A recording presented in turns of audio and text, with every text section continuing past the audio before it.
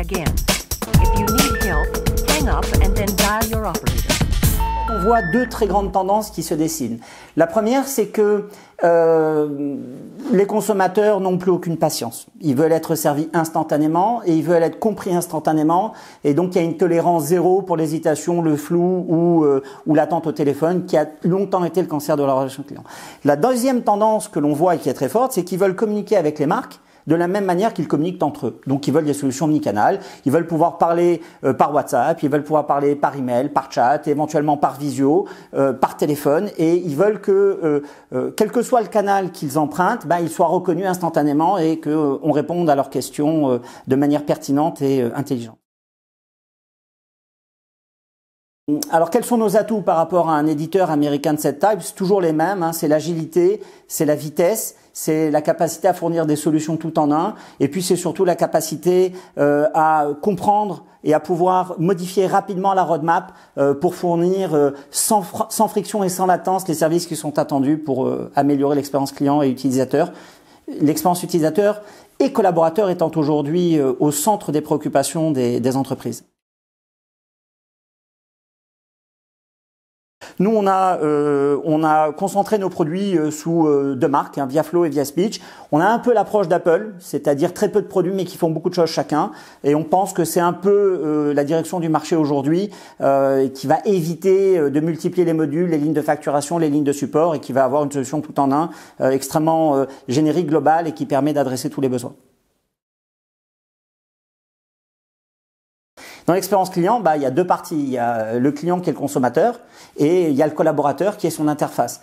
Fournir au collaborateur des outils qui facilitent son travail, qui économisent son temps, qui le rendent plus pertinent pour lui permettre de se concentrer sur la dimension émotionnelle et affective de la relation client, c'est une clé facteur du succès très importante. On l'a identifié il y a longtemps. On a fait des études assez originales qui n'avaient pas été faites jusqu'à présent. Par exemple, de mesurer le temps passé par un agent à ne pas parler parce qu'il tape sur son clavier lors d'une interaction client. Et on s'est dit, mais comment est-ce qu'on peut lui épargner ce temps-là? Où est-ce qu'on peut mettre de l'automatisme, de l'IA?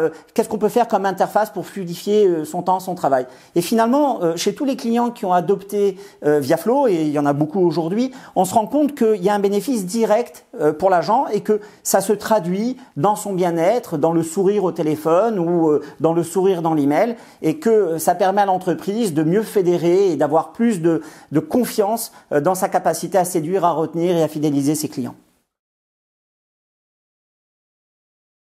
Donc c'est un choix absolument structurant que nous avons fait. Ça fait déjà 5 ans qu'on l'a fait. On a un lab à Lannion. Ça nous donne une très grande indépendance. Ça nous challenge. Et puis surtout, ViaSpeech qui porte ces solutions et ViaFlow sont profondément imbriqués. On parlait du collaborateur Wear. On parlait des IA qui sont là pour faciliter le travail des collaborateurs, épargner le temps du client. C'est nativement imbriqué, c'est nativement fourni dans nos outils et on est complètement autonome. Ça va au-delà de la seule maîtrise de la technologie puisqu'on a nos propres fermes de production, on a investi lourdement sur des cartes GPU fournies par Nvidia, ce qui nous rend également indépendants pour la partie production, donc sur le run, des grands fournisseurs de ressources de calcul aujourd'hui. On est très fiers de ce choix, pour l'instant ça nous sourit plutôt et on va continuer d'investir lourdement.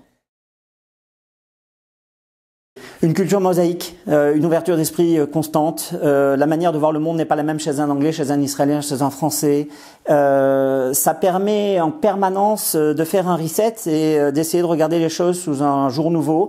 J'ai toujours eu ce souhait de ne pas être dans un silo unique, de pouvoir m'ouvrir sur des cultures différentes. Il en va de même dans la tech. C'est un peu la même chose, de ne pas rester cantonné à un domaine de spécialité spécifique, mais d'essayer d'élargir aux domaines connexes. Et donc je pense qu'il y a une certaine cohérence et continuité entre ces deux démarches.